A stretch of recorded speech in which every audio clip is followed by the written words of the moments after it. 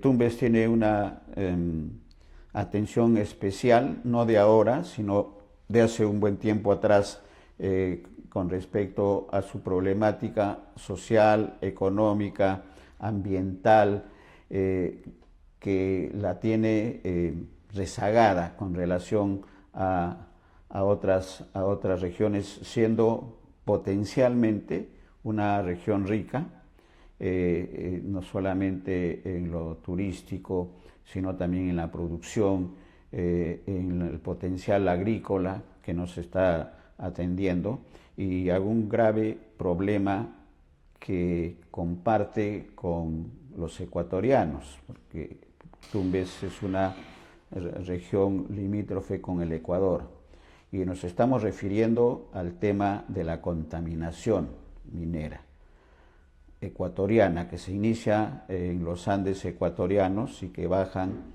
hacia 9 cuencas. 2 cuencas vienen al Pacífico, como hemos dicho al inicio de este programa, la cuenca del Catamayo Chira, que va a la región Piura, y del Puyango Tumbes, que ingresa como río Tumbes en el territorio peruano. El río Tumbes es un río muerto, y esto no lo decimos ahora, esto se ha venido señalando desde hace 6 años que inicia su transmisión y su emisión al aire, BIS, Televisión Digital, y uno de los primeros promotores de alerta a la población nacional, a los gobiernos peruano y ecuatoriano y a la comunidad internacional, fue el señor Francisco Barreto, lamentablemente desaparecido, fallecido físicamente, pero que ha quedado, tenemos grabaciones de él en la que denunciaba esta situación y la necesidad y la urgencia de que las instituciones que están creadas luego del acuerdo de paz con Ecuador, para proteger no solamente por el tema de la contaminación, sino para el desarrollo sostenido de las regiones ecuatorianas y peruanas, principalmente Tumbes. Eso no se ha dado. Hay millonaria inversión del proyecto binacional, hay acuerdos de los presidentes ecuatorianos y peruanos todos los años, pero el ciudadano de a pie de Tumbes no lo ve. Sigue el río Tumbes siendo un río contaminado, altamente contaminado, y de esas aguas, a pesar de que hay un proceso de potabilización que no es el más adecuado para las características de contaminación del río Tumbes, que consumen los tumbesinos.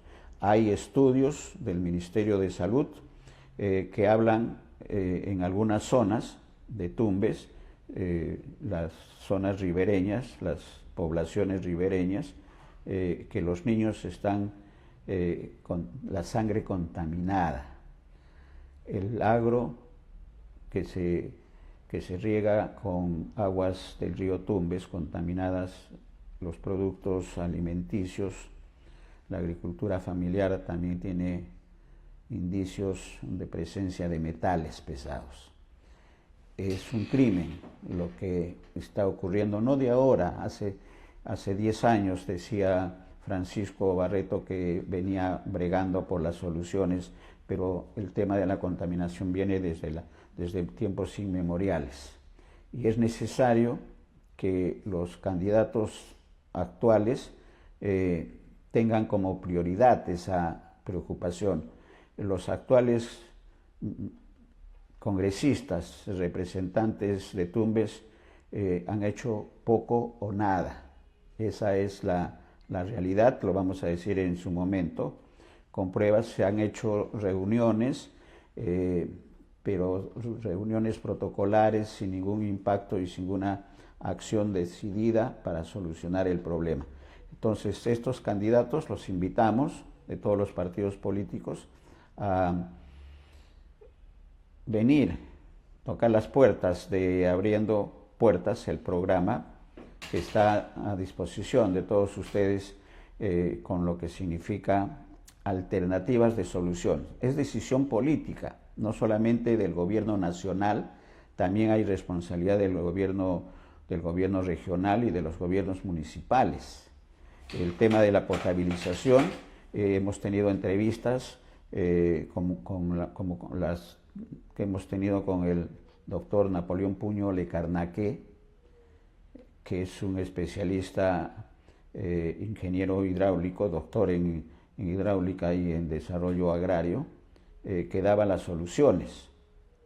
Primero para la potabilización, pero no solamente en ese tema, sino que existen otras fuentes de agua, que no es el río Tumbes, de agua limpia, de agua sin contaminación, que no se está utilizando para satisfacer las necesidades y proteger la salud de los tumbesinos. Hay alternativas de solución, entiendo que se está caminando con algunos proyectos, pero es necesario darle mayor impulso. Y eso es decisión política del gobierno nacional, del gobierno regional, de los gobiernos municipales y de los representantes, los diputados y senadores por Tumbes, que van a asumir su responsabilidad este 12 de abril, luego del 12 de abril, que reciban el apoyo de los ciudadanos.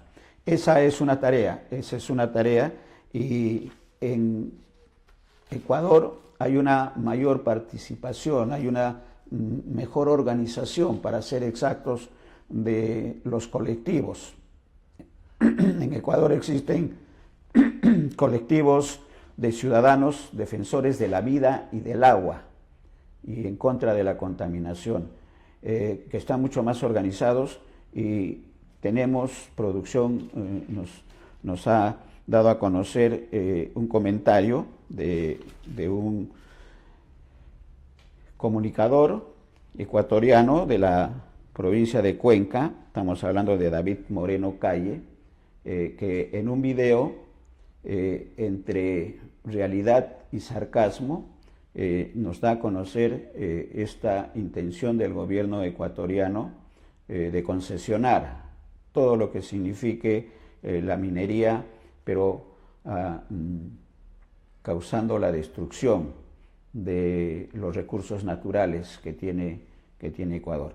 Vamos a dar a conocer el video de David Moreno Calle. Adelante. Para. Esperen. ¿Todavía hay políticos que piensan que en serio Cuenca tiene un gran futuro minero? Sí, así como lo escuchan, hay mucha gente en el poder que piensan que los páramos y las lagunas son únicamente impedimentos para el progreso. Porque sí, claro, ¿no? A la final, ¿quién necesita el agua cuando podemos tener un par de lingotes vendidos a Canadá? Total, a la final del día el agua no da votos, ¿no? A ver, pero ¿cómo funciona exactamente la minería? Hay que olvidarnos de la escena romántica del minero con su batea y sombrerito. La verdad, esto no funciona así. Lo primero que hay que hacer es dinamitar montañas como si fuera una fiesta en cantonización, moler toneladas de roca hasta convertirlas en polvo, echar químicos tóxicos como cianuro, mercurio, entre otros, guardar la basura en piscinas llamadas relaveras, que a veces se revientan y te regalan un río de lodo venenoso gratis. De paso, contaminar el agua subterránea con ácido y metales pesados. Y todo este proceso para sacar 1 onza de oro.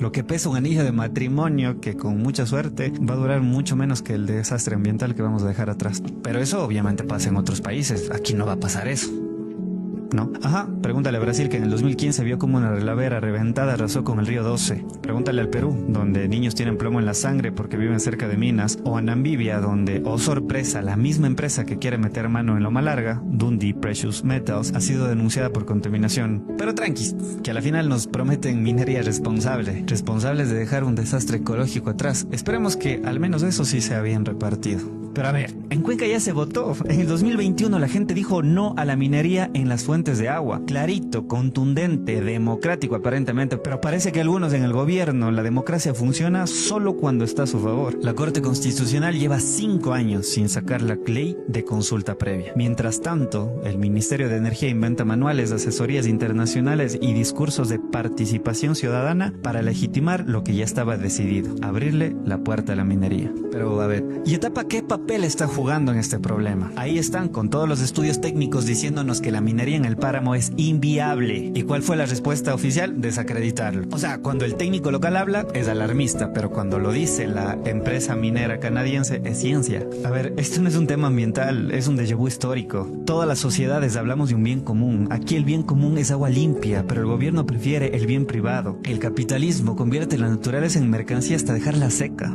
Y ojo, aquí hablamos literalmente de secar los páramos. Galeano ya lo escribió clarito, las venas abiertas de Latinoamérica. Lo de Quimsacocha y Loma Larga no es minería, es abrir otra vena más para que sangre nuestras tierras mientras otros se llenan los bolsillos. Y cada vez esta situación se pone más exquisita para ellos. Pero, a ver, ¿cómo es que se está logrando esto también? No es únicamente meter retroexcavadoras en el páramo, sino también meter propaganda y meter cierta información en la cabeza de cada uno de nosotros como ciudadanos. Así que no hay que dejarnos ver las huevas. Jean Paul Trillard, en su texto Manufactura del Consentimiento, decía que la realidad se reemplaza por simulacros, imágenes, discursos, eslóganes. Exactamente lo que está pasando cuando te dicen que la minería en los páramos es responsable, sostenible y hasta verde. Una mina verde. ¿Dónde cabe eso? Lo que vemos no es realidad. Es un spot publicitario que simula a un ciudadano ambiental mientras se dinamita la montaña. Edward Bernays, papá de las relaciones públicas modernas y autor de la propaganda, mostró cómo gobiernos y empresas fabrican deseos en la gente. Esto está clarito en la minería. Te repiten que te dará empleo, desarrollo, hasta que terminas creyendo que es verdad, aunque las estadísticas de países mineros muestran lo contrario. Es el viejo truco de vender veneno envuelto en papel de regalo. Así también Mark Fisher en el realismo capitalista lo ve todavía mucho más duro. Vivimos en un sistema donde es más fácil imaginar el fin del mundo que el fin del capitalismo. Y aquí está el ejemplo perfecto. Es mucho más fácil imaginar el fin del agua en Cuenca que un Ecuador sin minería. Nos venden la idea de que no hay alternativa, que estamos condenados al fracaso y al retraso si no hacemos esto. Ese es el realismo capitalista. La resignación disfrazada de pragmatismo. No nos mintamos, lo que está en juego en Quimsacocha y Loma Larga no es un proyecto minero, es el futuro de cómo queremos vivir en este país. Queremos ser un Ecuador que vende su agua por unos dólares o un Ecuador que defiende la vida por encima del extractivismo. Ya lo dijo Galeano, que la naturaleza no cobra intereses, pero siempre pasa las facturas. Y esa factura no la pagará ni la minería ni el gobierno de turno. La pagarán nuestros hijos y los hijos de nuestros hijos cuando en la llave ya no salga agua, sino veneno. Así que sí, toca indignarse, toca organizarse, toca gritar mucho más duro y bombardear las redes sociales y las calles de esta información, porque nosotros sí sabemos la verdad.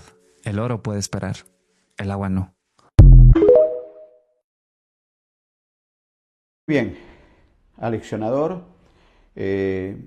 importante para la reflexión, no solamente de lo que ocurre, crímenes de lesa humanidad definitivamente con la población ecuatoriana, sino que también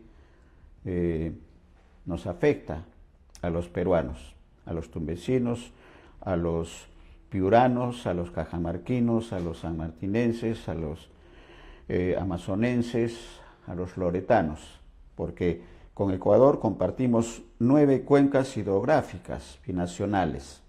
2 vienen al Pacífico, Puyango-Tumbes es una de ellas, Catamayo-Chira es la segunda, y las otras 7, amigos televidentes, las otras 7 cuencas binacionales van al Atlántico, ingresan al Amazonas, en todas las regiones que tenemos en frontera con el Ecuador, y todas están contaminadas en diverso nivel, y las más graves, Puyango-Tumbes y Catamayo-Chira. De manera que hay una acción que se tiene que tomar y empezando por los nuevos congresistas, porque quienes han estado y están en el Congreso todavía, representantes, es poco o nada, como hemos dicho, que han actuado en defensa de la vida, en defensa del agua, y no solamente de la vida humana, sino también de la vida animal y vegetal. El río Tumbes no tiene peces, desaparecieron los peces por esta contaminación. ¿Hay soluciones? ¿Hay alternativas? Sí, sí hay soluciones.